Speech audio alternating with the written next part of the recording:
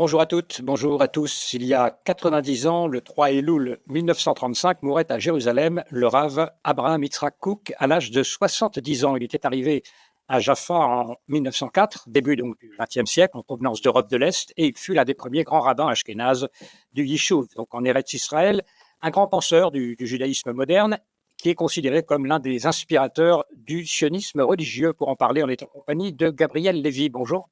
Bonjour Antoine. Vous êtes dans la jeune génération d'enseignants en Torah aujourd'hui en Israël, l'un des spécialistes de la pensée du Rav Kook que vous revivifiez aujourd'hui à l'heure de notre actualité, une pensée donc qui est très actuelle, comme on va le voir, et qui peut donc nous inspirer. Il y a plus d'un siècle déjà, le Rav Kook faisait le constat des maux dont souffrait l'Occident, une dépression généralisée dont on va reparler dans un instant. C'est un constat pertinent aujourd'hui et qui donne finalement à cette figure du Rav Kook une position bien particulière dans l'époque dans laquelle il a enseigné et qui vient nous enseigner aujourd'hui des choses fondamentales. Gabriel Lévy. J'aimerais juste 2 secondes qu'on essaye de voir cette figure qui est la figure du Rav Kook, non pas comme euh, un, un des grands penseurs que le monde juif a créé, mais vraiment comme apparaissant dans une période charnière en fait du peuple juif, qui est celle euh, qu'on vit et qu'on a vécue, on va dire, ces 100 dernières années, où il y a quelques virages fondamentaux dans la destinée juive.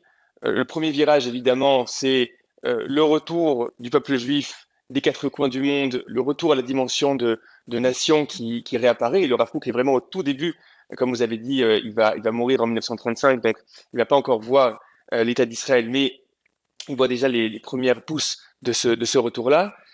Mais aussi l'effort qu'a fait le Rav Kook, à mon sens, pour nous donner une possibilité de traduire les profondeurs du judaïsme dans un langage qui soit un langage audible, y compris pour des personnes qui s'étaient éloignées du discours traditionnel. Voilà, on va rentrer plus dans le détail peut-être. Je reviens à la question sur le constat que le Rav Kook faisait de la situation en Occident et du constat des maux dont souffrait l'Occident, avec un vide existentiel qui s'était installé. Est-ce que peut-être on peut en dire un mot pour commencer, avant de voir évidemment comment le rôle d'Israël dans cette situation pouvait avoir une importance? Clairement, c'est un thème que, en général, on entend moins lorsqu'on entend parler de la pensée du Rav Kook, mais je pense que c'est une clé assez actuelle de lecture. Dans plusieurs textes, mais là on va parler d'un texte qui s'appelle les Mahalach Haïdot, le processus des idées, au premier chapitre. Le Rav Kook efface finalement à ce qu'on pourrait appeler la fatigue de l'Occident. C'est-à-dire que l'Occident a dû se séparer de la chrétienté qui était jusque-là la pensée, le cadre, ce qui pouvait donner un narratif et du sens finalement à sa réalité.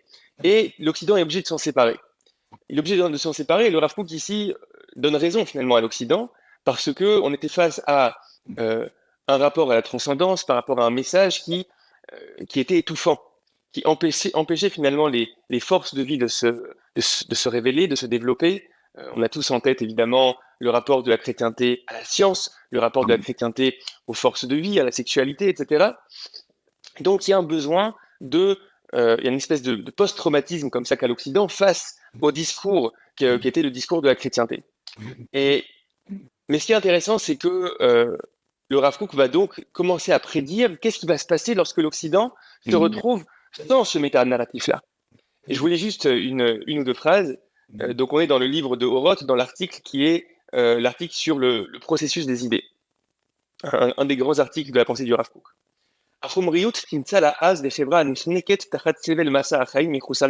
Donc, finalement, l'Occident se retrouve face à un matérialisme. Il n'y a plus de métanarratif, il n'y a plus finalement de grand sens qu'on est capable de donner à l'existence, et on se retrouve face à une espèce de matière froide, une grande machine technique. Et donc, on est face à quelque chose qui est étouffant, Mechusare Amatara, sans but, Ataram Beatochen, sans contenu. La riche, la refoua, t'allais à l'idée chitoté, à shonot, chitot chen meruma. Et donc, l'Occident va essayer de trouver une sorte de guérison à ce manque-là, à ce vide profond, à ce vide existentiel. Mais il dit, il le fait à travers chitot chen meruma, à travers une recherche de bruit. On va essayer de remplir ça par du bruit.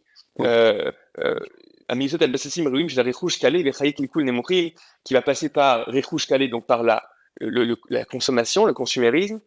Chasri on ve'od, giruim, chumrim, shalta'avat, chaim, gassim, olchim, mitnavlim, aussi une sorte d'hédonisme, une sorte de carpe diem qui va venir pour essayer de combler un vide existentiel. On va essayer de le combler par ce qu'il appelle du bruit, toutes sortes de choses pour essayer de se sentir encore vivant.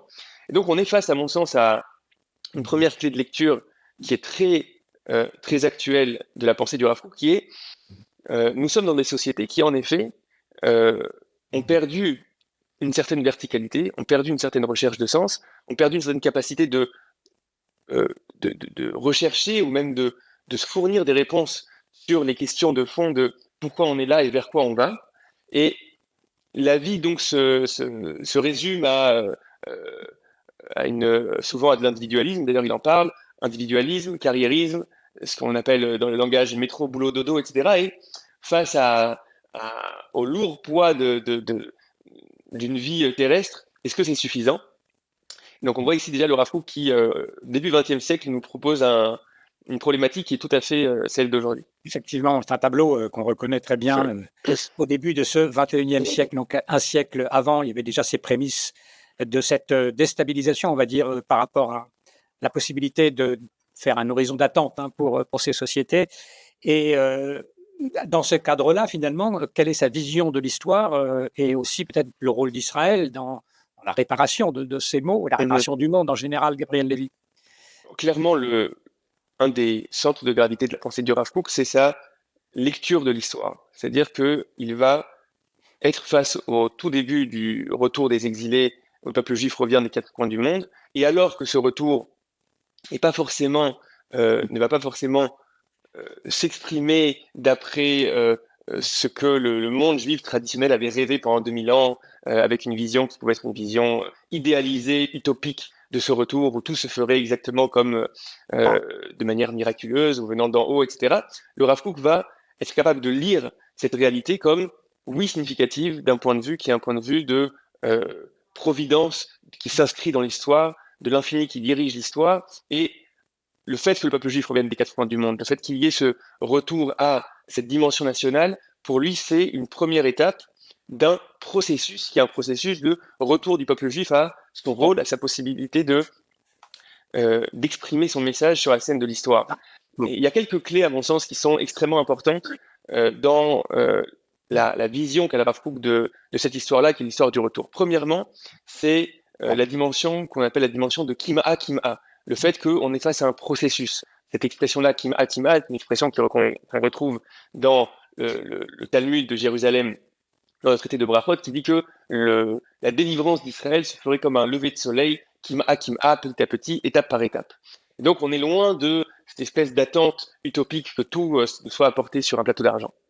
C'est la première clé. La deuxième clé, à mon sens, c'est le fait que ça passe justement par l'action humaine et par les efforts humains. On doit être acteur dans cette histoire-là et ne pas être uniquement passif. Le Rav Kook parle énormément de cette dimension-là, qui est une dimension qu'on retrouve de manière générale dans la pensée juive, de manière générale aussi dans la pensée du Rav Kook, le fait que l'homme a une dimension qui est une dimension de responsabilité par rapport au monde, et on n'est pas uniquement dans une attente passive.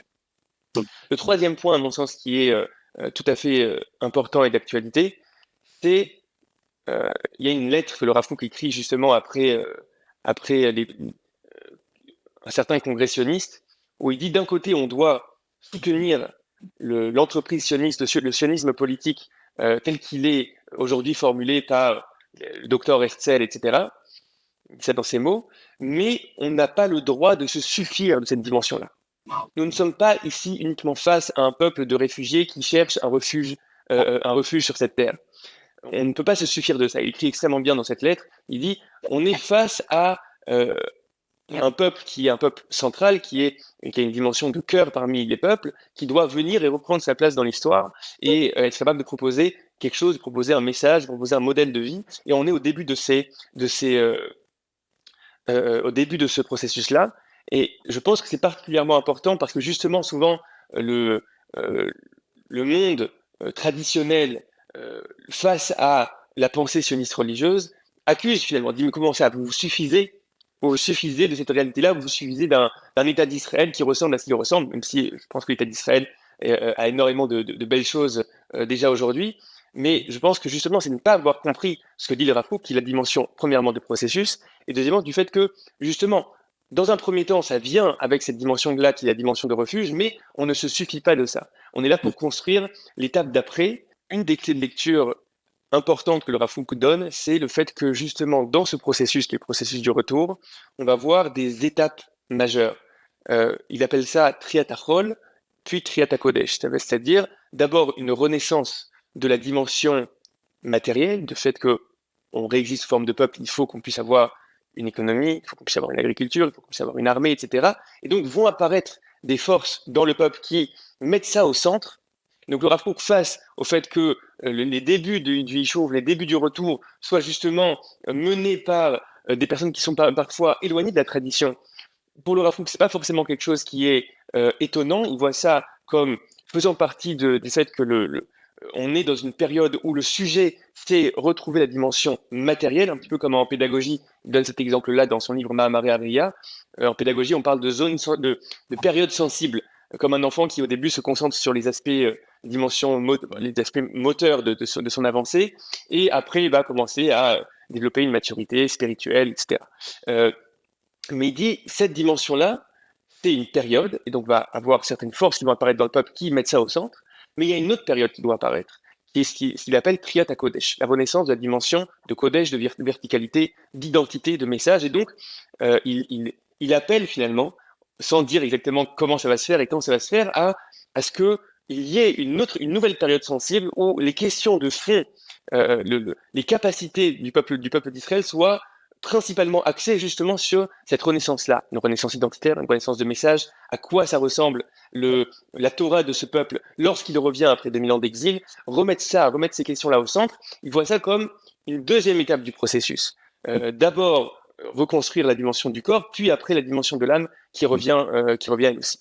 Voilà, on comprend bien donc ces deux phases, hein, retour national, indépendance politique, reconstruction du pays, et puis retour spirituel, donc diffusion de cette lumière à partir d'Israël. Dans Oroth, j'ai trouvé cette phrase, l'âme d'Israël est liée à deux grandes idées, donc l'idée nationale et l'idée divine. L'idée nationale donne à Israël son corps, ce que vous nous avez expliqué, et l'idée divine lui donne son âme, et c'est dans leur union que réside la plénitude de notre vie et de notre mission.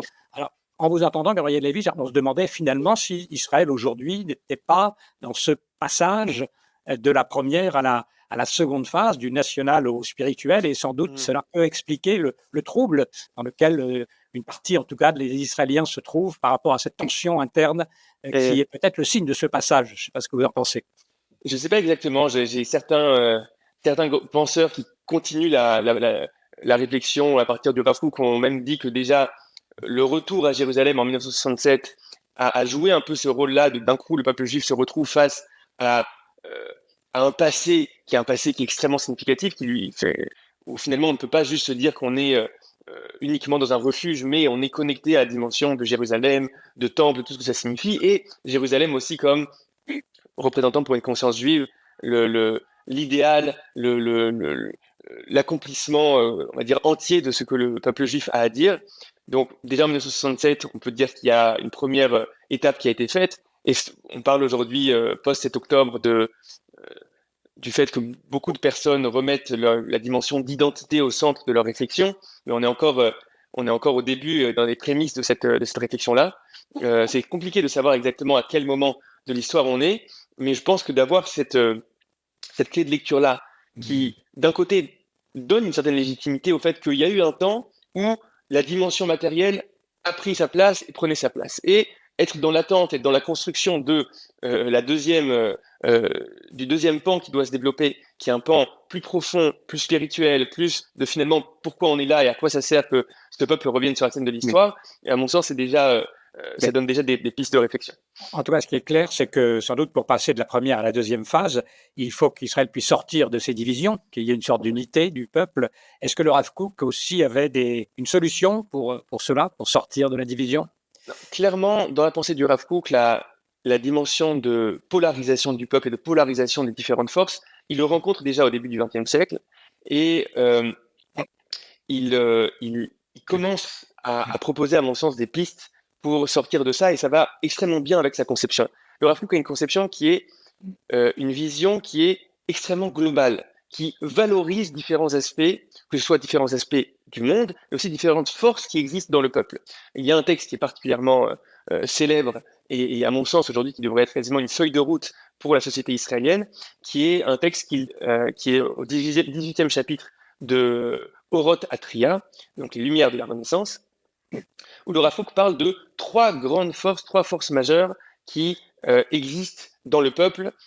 Donc il parle au début du XXe siècle, mais il dit en réalité, ces trois forces majeures sont des forces qu'on retrouve à travers toute l'histoire juive, et même sont des forces qui appartiennent au fondement de l'identité humaine. C'est-à-dire que ces différentes forces-là, ces différentes sensibilités-là qu'on retrouve dans le peuple, c'est pas un accident de l'histoire, mais c'est quelque chose qui est fondamentalement dans l'ADN même de l'identité humaine. Quelles sont ces trois forces-là? La première force, il appelle ça le Kodesh. On va définir ça comme un rapport à ce qui est au-delà de la dimension de survie, quelque chose qui va chercher un sens, chercher à une curiosité, à une ouverture face au métaphysique. C'est la dimension, on va dire, de ce qui est au-delà, du Nivdan, comme on dit en hébreu. Bon, il y a une première sensibilité qui va mettre ça au centre, qui va mettre la dimension du Kodesh au centre. Deuxième sensibilité va mettre la dimension du collectif, de la Léoumiout, de la nation, le fait que nous ne sommes pas uniquement des individus, mais nous appartenons à une destinée collective, et donc on va essayer de construire cette destinée collective. Et la troisième dimension, qu'il appelle ça Aïnoshiout, l'humain de manière générale, mais un peu plus tard, il va le définir comme ce qui va être la sensibilité qui a fait germer les lumières dans l'humanité et dans le peuple juif, qui va faire germer aujourd'hui ce qu'il appelle l'intuition libérale, pas libérale dans le sens du judaïsme réformé, mais libérale dans le sens de la liberté individuelle, la volonté que l'individu puisse se révéler, puisse créer, puisse s'épanouir sans aucun carcan. Et donc, on est face à trois sensibilités qui, à mon sens, sont assez proches de ce que le peuple juif vit encore aujourd'hui, des groupes comme ça qui vont mettre au centre, que ce soit la dimension nationale, la dimension plus individuelle, ou la dimension de transcendance et de verticalité. Et ce qui est, à mon avis, extrêmement important, c'est le fait que le Rav Kook dit que cette mosaïque-là, elle est fondamentale. On a besoin de ces différentes intuitions-là pour créer finalement le puzzle complet que le peuple juif doit apporter. Pour pouvoir finalement arriver à cet idéal-là, on a besoin de ces différentes forces qui, non seulement complètent le puzzle, mais aussi rentrent dans une espèce de dialectique, dans un dialogue les unes avec les autres, où elles sont capables, grâce à ça, de se complexifier chacune, de faire en sorte que chacune ne tombe pas dans sa propre caricature, ne tombe pas dans sa propre extrême, comme chacune des grandes idéologies ont toujours quelque chose qui est juste à l'origine, mais qui va finalement souvent arriver à sa propre caricature, à sa propre extrême. Et donc le Rav Kook va définir de manière extrêmement juste à quel point chaque force finalement voit dans l'autre uniquement son caractère radical, c'est en quoi elle va trop loin, et donc chaque force va avoir une espèce de rejet de l'intuition qui est l'intuition en face. On voit ça aujourd'hui, on a déjà parlé ensemble, par exemple, lorsque on a aujourd'hui une partie de la gauche dans le monde ou en Israël qui voit la droite israélienne comme messianique, comme jusque boutiste, etc. C'est-à-dire qu'on va identifier un certain point qui est dérangeant, mais on va souvent être sourd au fait qu'il y a ici quand même une intuition qui est juste, et j'en ai besoin dans le puzzle de manière générale. Donc dans le sens inverse aussi, on peut dire par exemple, clairement, la vision que certains peuvent avoir du monde laïque, ce qu'on appelle laïque. Évidemment, on a des discours, à mon sens, aujourd'hui, dans la droite israélienne qui dit il faut remplacer les élites, il y a une espèce de remplacement, comme s'il n'y avait pas de place à la sensibilité de ceux d'en face. Et à mon sens, c'est quelque chose qui est extrêmement éloigné de la vision du Rav Kook, qui justement est capable de valoriser ces différents aspects. Alors, ce que je veux essayer de dire ici, c'est que cette vision-là qu'a le Rav Kook, elle n'est pas uniquement, son application, c'est pas uniquement dans les différentes sensibilités qu'il y a au sein du peuple. C'est sa vision générale aussi de la Torah, en fait. Sa vision générale, c'est que le terme que j'avais trouvé à l'époque pour parler de ça, c'est est-ce qu'on est face à une Torah qui est une Torah trou noir ou est-ce qu'on est face à une Torah qui est une Torah soleil? J'essaie de m'expliquer.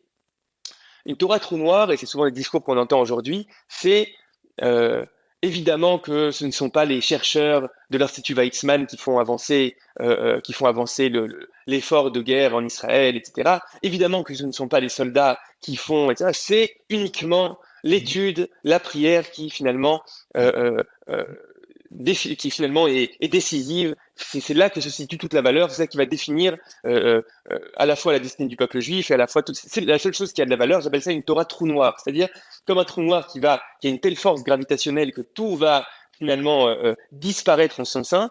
Alors on a finalement souvent, on nous est proposé une Torah qui dévalorise le reste pour valoriser ce point central. Dans la vision du Rav Kook, à mon sens, qui est une vision qui est juste de manière générale dans la pensée juive, on est face à une Torah qui est solaire, c'est-à-dire une Torah qui est capable de valoriser tous les aspects de la réalité.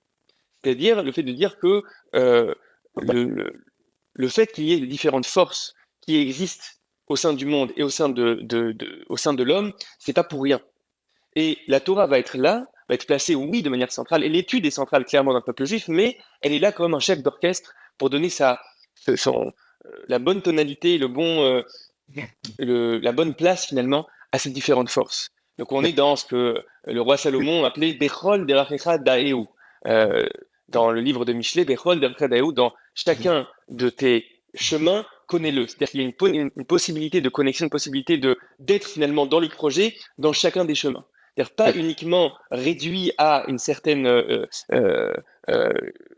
catégorie d'études, de rapports directs à la transcendance, etc., mais aussi, j'ai un texte ici que je vais vous lire, qui le dit très bien dans Shmona Kvatim, le Rav Kook dit Mitor Katnut Emuna, c'est une vision qui est une vision petite, qui a l'impression chez Kol Adam que tous les efforts qui sont faits par l'homme pour combattre les différents mots MAUX dans le monde, lire Rosh Mada, de progresser en sciences, Gvura, Yofi, Seder, de progresser en structure sociale, de progresser en capacité technologique, etc. C'est une vision petite qui a l'impression que tout ça, c'est en dehors de ce qu'il appelle Atochen Elohim, c'est-à-dire le contenu divin. C'est déjà plus quelque chose qui fait partie du projet, et le projet de l'infini pour ce monde. Et le Rav Kook appelle ça une vision qui est une vision de petitesse, qui est incapable de voir de voir la réalité humaine et de voir le monde comme justement composé de ces différentes forces qui doivent finalement être dirigées pour ce projet-là. Alors, il y a tout un problème quand même concret maintenant, c'est de trouver les mots, le langage, finalement, pour le monde, on va dire, religieux, du Kodesh, de parler d'une autre façon de ce que la Torah peut représenter. En quoi est-ce que sa manière de concevoir la dimension spirituelle d'Israël serait plus acceptable pour les laïcs que la conception donc orthodoxe, religieuse, que vous appelez le trou noir? Et finalement, dans quelle mesure il nous donne aussi, le Rav Kook, des clés pour un nouveau langage qui va rendre acceptable pour le plus grand nombre ce que vous appelez le service divin, ou ce que le Rav Kook appelle le service divin, parce qu'il y a quand même un saut important de parler de service divin en disant mais non, vous en faites pas, c'est juste un petit soleil qui passe au-dessus de vous. Comment est-ce qu'on peut exprimer ces choses-là? C'est l'enjeu aujourd'hui, je pense, et votre sensibilité à vous qui permet peut-être cela aujourd'hui, d'où l'importance de ce discours, Gabriel Lévy. Ce qu'on fait ici, c'est vraiment un survol. La pensée du Rav Kook est une pensée qui est extrêmement riche, complexe, difficile aussi à comprendre parce qu'il y a un langage qui lui est propre. Donc vraiment, on est dans quelque chose qui est de l'ordre d'un survol. Et j'aimerais justement, à propos de votre question, prendre un axe en particulier. Le Rav Kook va voir justement, y compris le processus qui voit au début du XXe siècle, mais qui déjà existe dans le peuple juif un peu le courant du XIXe siècle, il y a un phénomène qui est un phénomène d'éloignement où une grande partie du peuple juif s'éloigne de ses traditions, le monde des yeshivot se vide, etc. On parle en Europe. Et le Rav Kook, face à cette réalité-là, après évidemment la douleur de voir, d'après lui, les jeunes générations quitter la richesse du message juif, finalement ça va créer chez lui une espèce de remise en question profonde. Il va l'analyser dans son célèbre article de la Génération, Mahamar Ador. Et le Rav Kook va voir cet éloignement-là comme quelque chose qui n'est pas là pour rien, mais comme une espèce de nouvelle maturité qui arrive dans le peuple juif. Justement, au moment où le peuple juif sort d'exil, il y a une nouvelle maturité spirituelle qui arrive, qui n'est plus capable de se suffire d'une vision juive telle qu'elle était proposée à l'époque, évidemment pas chez l'élite, il y a toujours eu une élite de pensée juive, etc., mais pour la plupart pour le commun des mortels, la vision juive pouvait avoir l'air d'être quelque chose d'obscur, d'archaïque, avec une espèce de vision que le service qui nous est demandé, c'est annuler la réalité humaine pour se donner complètement à une volonté extérieure d'un Dieu personnalisé, etc. Et donc le Rav Kook va très loin dans certains articles où il va même parler de l'athéisme, du fait que le monde arrive à ne plus être capable d'être face à la figure divine telle qu'elle apparaissait dans la théologie ou la métaphysique qui existait jusque-là. Le Rav Kook voit là-dedans quelque chose qui est important, qui va finalement obliger notre message à révéler ses profondeurs. Pour le Rav Kook, évidemment que dans le monde de la pensée juive, dans le monde de la Kabbalah, dans le monde dans le monde ésotérique du peuple juif, il y a ces réponses-là, mais jusque-là, elles n'étaient pas accessibles, elles n'étaient pas audibles, le peuple n'était pas forcément assez mûr, et le monde rabbinique n'était pas forcément n'avait pas forcément assez approfondi finalement ces lieux-là. J'aimerais vous lire juste un passage. Gassa imeod aklipa shel Moussa Gavodat Hashem, le Rav Kook écrit ça dans un de ses cahiers. L'écorce de la notion de service divin est particulièrement épaisse, un peu comme l'écorce c'est le fruit, c'est-à-dire que l'écorce c'est ce qui est à rejeter, d'accord, c'est ce qui n'est pas à prendre dans le fruit, d'accord. Donc le Rav Kook vient et dit cette dimension-là de service divin, cette dimension-là de rapport qu'on a à Dieu et à son projet, l'écorce est devenue trop grosse. Il y a beaucoup trop de choses qui sont une vision infantile, obscure de cette idée-là. Ouais. Finalement, c'est comme l'écorce, comme une protection de précaution sur les précautions. C'est très intéressant. La dimension de Klippa et de Bri, c'est une dimension qui ne vient pas du Rav Kook, c'est une dimension qui existe de manière générale dans la pensée juive. Et c'est vrai que l'écorce, c'est à la fois ce qui a à enlever et à la fois ce qui permet finalement aux fruits de mûrir, etc. Donc c'est très juste. Le Rav Kook continue, ou Biyameinu, Kvar Igia Sha'ash Srik Dabdeka, et de nos jours, le moment est arrivé où on doit la raffiner, qui ovia à Mouzar parce que son épaisseur étrange, Menachel Meitano et Varim Rabim Beikarim, éloigne de nous des personnes qui sont des personnes particulièrement de qualité en réalité. C'est-à-dire qu'on a finalement, le Rav Kook est face au fait que c'est justement ceux qui ont une maturité spirituelle, qui ont un questionnement, qui ne sont plus capables de s'identifier finalement dans la vision juive telle qu'elle est proposée. Et donc c'est dans ce cadre-là que, à mon avis, le Rav Kook va produire un langage qui est extrêmement important justement jusqu'à notre époque, pour être capable d'être face à ces notions-là, mais de manière plus profonde et plus mûre. Je vais donner un exemple. Chez le Rav Kook, justement la dimension de Avodat Hashem, de service divin, c'est pas servir une volonté qui est une volonté d'un Dieu personnifié, étranger au monde, et on doit finalement s'annuler face à ça. Mais il va dire que Avoda, c'est les abed. Avoda, c'est, en hébreu, servir, c'est aussi les abed, c'est-à-dire travailler, comme on travaille de la matière. Les abed, c'est-à-dire toute cette dimension-là de travailler le monde, de le complexifier, de l'améliorer, de l'élever. Chez le Rav Kook, un des centres de gravité de sa pensée, c'est une pensée de la Ishtalmut, une pensée de l'élévation, une pensée de la progression. Le Rav Kook voit l'histoire de ce monde, l'histoire métaphysique de ce monde comme une tension permanente du fini vers l'infini. Okay, le monde vient de l'infini et il y a eu une espèce de descente qui est une descente pour remonter. Okay, le divin comme la shlemut, comme l'entier, et la création comme dans sa processus permanent de ishtalmut, de perfectionnement. C'est ça chez le Rav Kook, la dimension de Teshuvah. Chez le Rav Kook, la dimension de Teshuvah, on approche justement de ce mois-là, le mois de Elul, où on s'occupe de ça. La dimension de Teshuvah n'est pas juste lorsqu'il y a eu erreur, alors on revient finalement il y a un repentir, etc. Non, la Teshuvah, c'est ce retour fondamental du fini vers l'infini. C'est ce retour, c'est cette tension qui existe en chacun d'entre nous, de vouloir plus, de vouloir mieux, de vouloir grandir.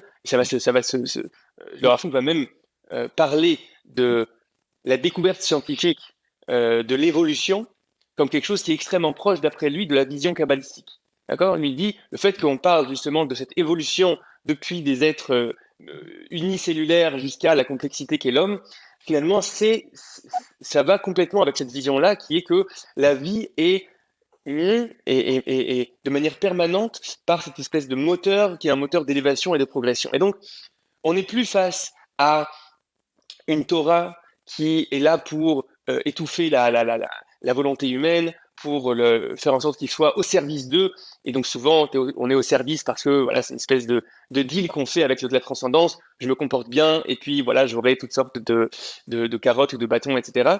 Chez les Rav Kook, cette vision-là, c'est une vision qui est une vision qui est la surface, il faut aller en profondeur. Et au contraire, on est face à une vision où la Torah est, comme le dit le Zohar, Taria Ga'itin des Malka, 613 conseils du roi.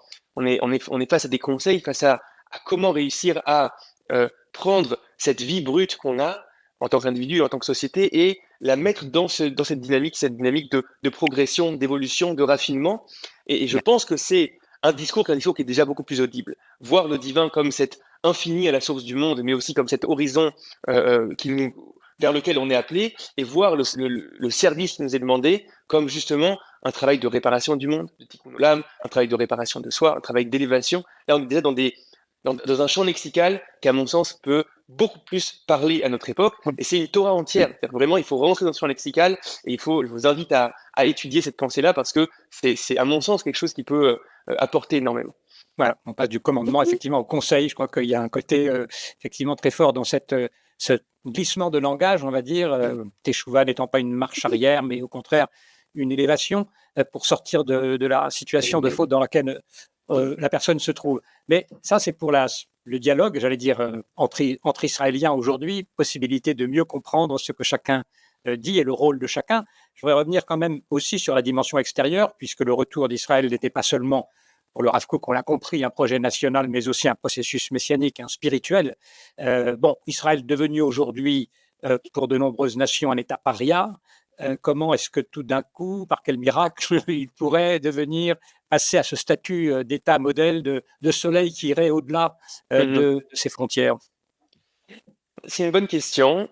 Je pense qu'on ne peut pas ne pas s'étonner sur l'attention obsessive qu'a le monde pour cet épiphénomène a priori qui est le peuple juif. Assez apparemment qu'on n'est pas un épiphénomène. Les deux grands monothéismes finalement sont des continuités, mais pas forcément fidèles du judaïsme. Donc il y a un rapport identitaire qui est un rapport qui est très complexe, à la fois avec la chrétienté, à la fois avec l'islam. On sait à quel point l'islam aujourd'hui a cette tension face au peuple juif, aussi parce qu'il y a une espèce de dimension de remplacement. On sait à quel point le Coran va essayer de remplacer le narratif juif en disant que finalement les grands prophètes, le message juif, etc., a été falsifié et qu'ils sont la bonne version, etc. Donc, à la fois au niveau de d'où viennent finalement les grandes civilisations, les grandes cultures, chrétienté, islam, et même aujourd'hui l'Occident avec sa tradition judéo-chrétienne, grecque, des valeurs des droits de l'homme, etc. On sait à quel point c'est enraciné dans une vision qui est une vision juive.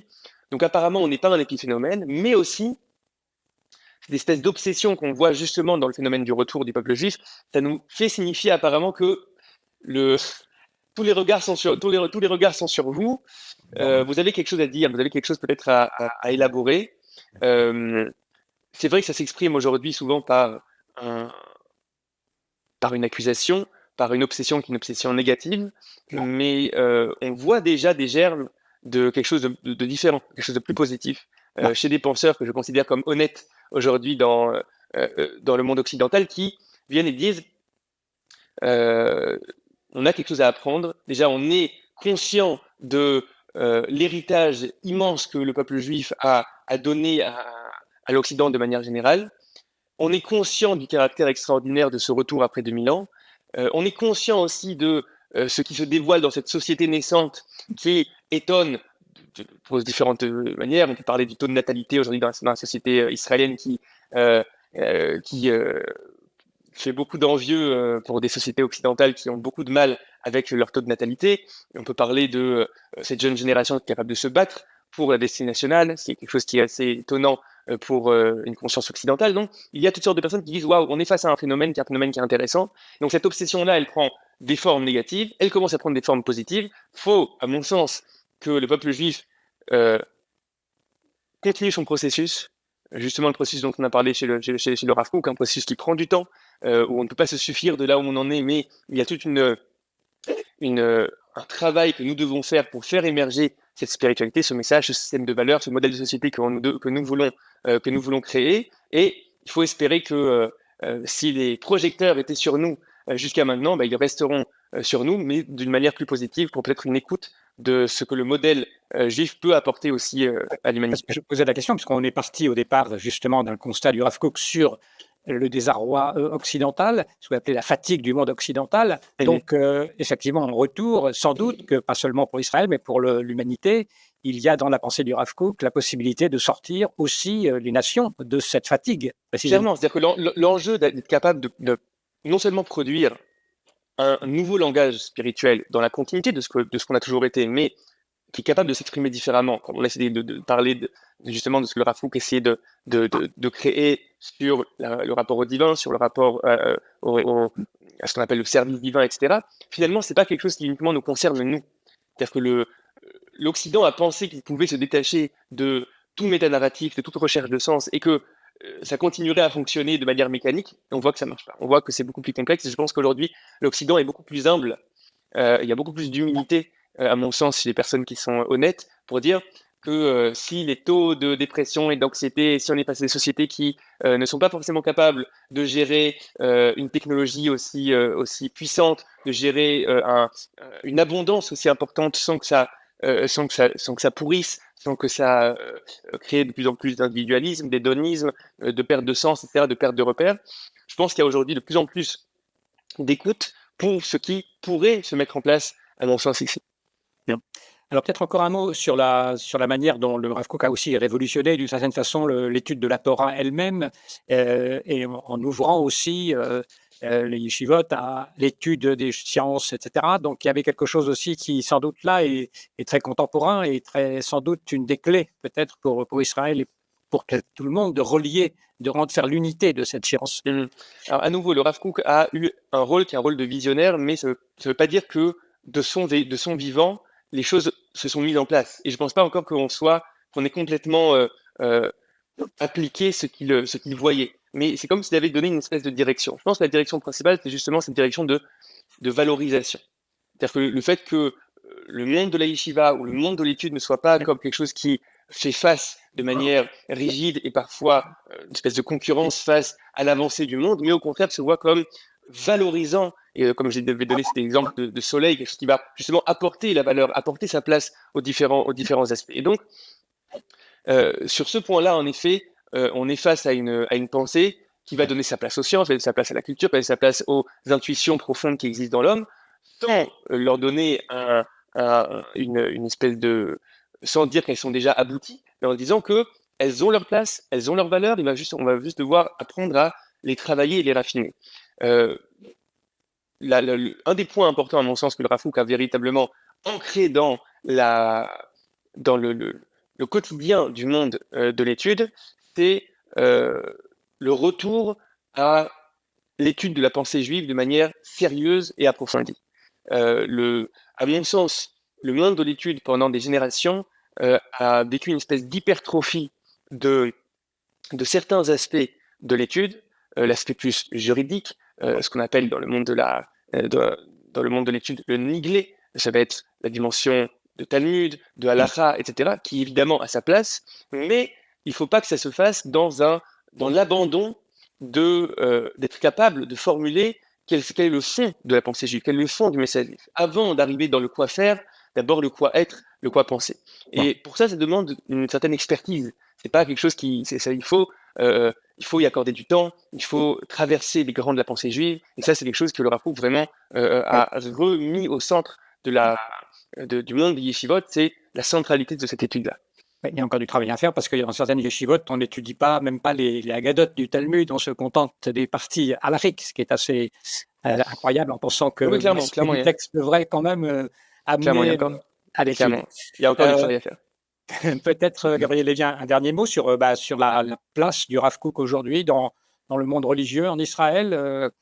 Où se trouve-t-il? Est-ce qu'il influe ou est-ce qu'il y a un groupe de gens avec lequel vous êtes qui travaillait à promouvoir cette pensée? Comment ça se présente? Déjà, cette pensée a été à l'origine d'un univers entier de penseurs qui sont venus après lui, d'académies, de yeshivot qui se sont développées en voulant être dans sa vision.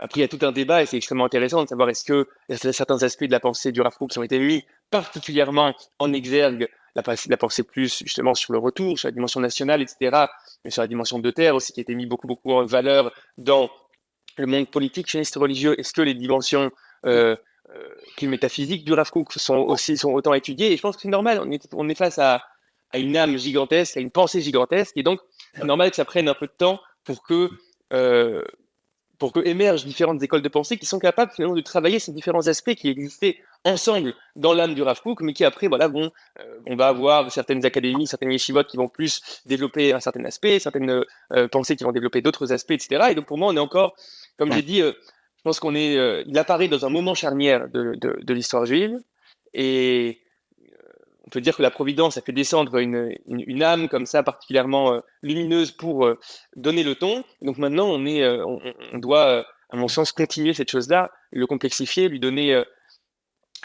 forme, et ça peut prendre du temps. Dans la classe politique, on n'entend pas beaucoup d'écho de tout cela. Peut-être une nouvelle génération va venir qui va davantage avoir conscience de notamment cette capacité d'unir et de faire l'unité des valeurs, on va dire, du peuple. Ce qui est sûr, c'est qu'il y a beaucoup d'hommes politiques pour qui une mauvaise conscience peut venir de ça. C'est-à-dire que beaucoup de personnes qui ont grandi avec le message du Rav Kook, on peut leur dire, mais est-ce que vous avez pas un discours aujourd'hui qui annule les autres sensibilités? Et s'ils ont grandi dans cette pensée-là, alors ils auront mauvaise conscience. C'est déjà ça. Après, le combat politique, malheureusement, a ses problèmes systémiques, et donc c'est compliqué de faire en sorte que de garder ce langage-là qui est un langage de valorisation de différents groupes et de différentes sensibilités, mais au moins comme une espèce de surmoi, on va dire, de la société israélienne, ou de conscience israélienne. On peut dire, est-ce que vous êtes à la hauteur de ce grand message? Merci beaucoup. Merci Gabriel Lévy pour tous ces éclaircissements, nous avoir fait pénétrer comme ça sous ces rayons juste un survol. de lumière. C'est un survol. On va continuer d'étudier avec vous peut-être. Merci infiniment, en tout cas, pour ces éclaircissements, et merci à tous pour votre attention. À très vite.